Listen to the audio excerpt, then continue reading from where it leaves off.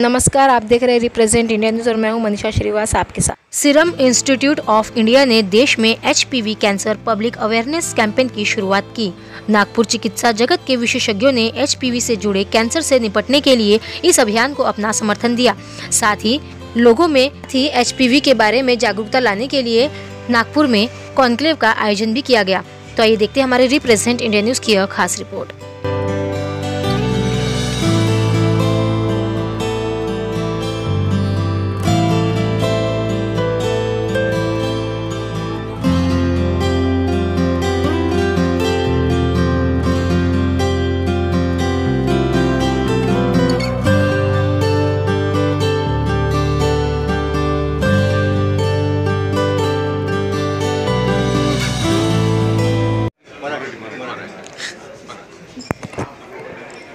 Human papilloma virus, ज्याला आपण HPV म्हणू, हा एक विषाणू आहे।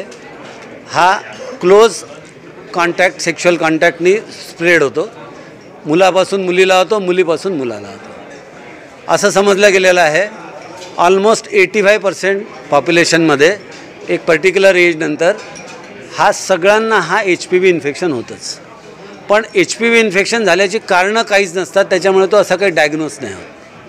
पण याच्यानंतर असं लक्षात आलेलं आहे की या HPV इन्फेक्शन झाल्यामुळे काही वर्षानंतर काही 95% HPV इन्फेक्शन आपल्याप चांगले होऊन जातात। 1-2 किंवा 5% इन्फेक्शन परसिस्ट होतात, म्हणजे काय ते कंटिन्यू होतात। आणि त्याच्यामध्ये जर तुम्हाला परसिस्टंट HPV इन्फेक्शन झालं, 6 महिन्यापेक्षा जास्त जर ते इन्फेक्शन तुमच्या बॉडीमध्ये राहिलं, तर त्याच्यामध्ये पोटेन्शियल राहतं। काही टाईप्स जे आहेत, खास करून 16, 18, 31, 33, 35, 45, 52, 58, 59 ही कॉमन टाईप्स आहेत, ज्याच्यामध्ये कॅन्सर कॉज करायचं पोटेन्शियल। तर कुठले कॅन्सर्स यांनी होऊ शकतात। कॅन्सर्स भले तुम्हाला 20 वर्षानंतर होईल, पण आज जर ते इन्फेक्शन झालं असेल तर ते एकदा चेंज झाल्यानंतर तुम्हाला त्याच्यापासून परत जाण्याकरता चान्सेस कमी राहतात। म्हणून तुम्ही हे वॅक्सिन जर त्याला दिलं तर आता तुमचे कोणकोणते कॅन्सर्स होऊ शकतात। फिमेल्समध्ये cervical cancer most common, vaginal cancer आहे, वल्वल कॅन्सर आहे, ॲनल कॅन्सर आहे, नंतर ओरोफॅरिंजल म्हणजे गळ्याचे कॅन्सर्स आहेत। त्याचे लक्षात आलेलं आहे की HPVच्या व्हायरसेसशी रिलेटेड आहे। आणि हे त्यांनी नुसतं अंदाजे नाही केला आहे, त्यांनी तिथून बाईट करून त्याचं पॅथॉलॉजी बघितली, त्याच्यामध्ये HPV व्हायरस दिसलेला आहे। सो ते एस्टॅब्लिश केलेलं आहे। आता मुलांमध्ये नाही आहात का, मुलांमध्ये हे इन्फेक्शन होतं। मुलांमध्ये पिनाईल कॅन्सर आहे, ॲनल कॅन्सर आहे, गळ्याचे कॅन्सर आहे, हे सुद्धा HPV होतात। दुसरं सगळ्यात महत्त्वाचं सांगतो, ज्याला आपण जिनॅटल वॉर्ड्स म्हणतो, त्याचं जवळजवळ 100% कॉज हे HPV असतात। जे तुमच्या लाईफमध्ये जर तुम्हाला जिनॅटल वॉर्ड झालं तर असं समजून चालायचं की तुम्हाला HPVचं संक्रमण झालेलं आहे।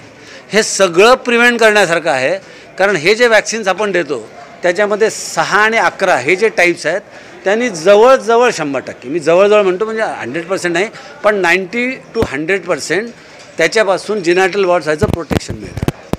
आणि बाकीचे सिरोटाईप्स आहेत, आता बघा तुम्ही जितके जास्त सिरोटाईप्स टाकाल तेवढं जास्त प्रोटेक्शन मिळेल। पण आपल्याकडे 16 आणि 18 हे जे सिरोटाईप्स आहेत हे मोस्ट कॉमन आहेत जे का, तर त्याच्यामध्ये सध्या जे आलेलं यांचं जे वॅक्सिन आहे त्याच्यामध्ये जर याच्यापासून समजा जर 80% प्रोटेक्शन मिळत असेल तर मला वाटतं याच्यापेक्षा जास्त चांगलं काहीच होऊ नाही शकत। सर, ज्यांची वेळ वय 30 वर्षाच्या अगोदर आहे आणि ती एक्सपोज झाली आहे HPVच्या, ते पण घेऊ शकते का? करेक्ट। आता बघा, आपल्याला मॅक्सिमम प्रोटेक्शन हवं असेल तर 9 ते 14 वर्षापर्यंत घेतलं पाहिजे, पण याचा अर्थ नंतर घेऊच नाही का। त्याच्याकरता आपल्याकडे भरपूर स्टडीज आहेत। त्या स्टडीने हे प्रूव्ह केलेलं आहे की 45 वर्षापर्यंतच्या फिमेलला जरी हे वॅक्सिन तुम्ही दिलं, कारण होऊ शकतं त्या फिमेलला एक पर्टिक्युलर सिरोटाईपचं इन्फेक्शन झालं, ती फॉर्च्युनेट होती, ते इन्फेक्शन बॉडीने क्लिअर करून टाकलं, जसं मी 95% म्हटलं, हे तर क्लिअर होऊन गेलं। आता तिला जर ह्या सिरोटाईपचं इन्फेक्शन झालं असेल तरी बाकीचे सिरोटाईपचं प्रोटेक्शन मिळणार आहे। म्हणजे ती जर तेवढा ॲडव्हान्टेज जेवढा 9 ते 14 वर्षापर्यंत नाही आहे, पण काही ना काही ॲडव्हान्टेज तर तिला दिलेला आहे। आणि हे स्टडीने प्रूव्ह झालेलं आहे की एज ग्रुप 24 ते 45मध्ये जरी हे वॅक्सिन दिलं, अतिशय सेफ आहे।